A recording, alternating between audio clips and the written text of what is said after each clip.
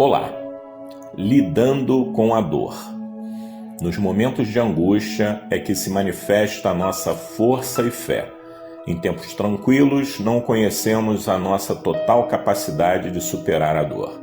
Mas em meio à tristeza, decepção, solidão e lágrimas, é que somos forjados por Deus.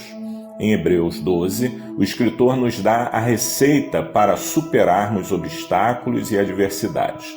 Ele diz: portanto, deixemos de lado tudo o que nos atrapalha e o pecado que se agarra firmemente em nós e continuemos a correr, sem desanimar, a corrida marcada para nós.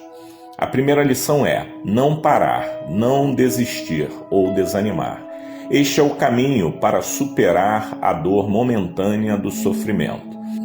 Muitas vezes pensamos que o melhor a fazer é desistir, deixar tudo, abandonar o esforço feito até ali, voltar à estaca zero. Mas a ordem é continuar. A segunda lição é que cada um tem uma corrida marcada para correr. Isto significa que cada um tem seu próprio desafio e grau de dificuldade. E como num jogo, ao passarmos de fase, temos que estar prontos para desafios ainda maiores. E esta é a realidade da vida. E assim somos fortalecidos para suportar a dor. E de que forma podemos nos manter firmes? A continuação do texto diz: conservemos os nossos olhos fixos em Jesus, pois é por meio dele que a nossa fé começa e é ele quem a aperfeiçoa. Ele não deixou que a cruz fizesse com que ele desistisse, pelo contrário, por causa da alegria que lhe foi prometida, ele não se importou com a humilhação de morrer na cruz e agora está sentado ao lado direito do trono de Deus. Olhar para Jesus significa aprender com ele, agir como ele, parecer com ele.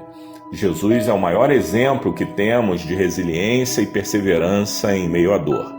Na morte de João Batista, a Bíblia relata sua postura diante deste fato, a morte do seu primo amado. João Batista havia sido designado por Deus para preparar o caminho para Jesus. No entanto, sua mensagem lhe custou a cabeça e ele foi assassinado. A Bíblia diz que, ao saber de sua morte, Jesus saiu dali num barco e foi sozinho para um lugar deserto.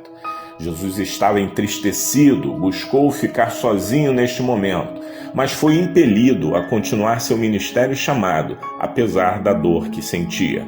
Jesus, vendo a multidão necessitada, colocou a sua dor de lado e curou os doentes que ali estavam, estimulando a fé dos seus discípulos.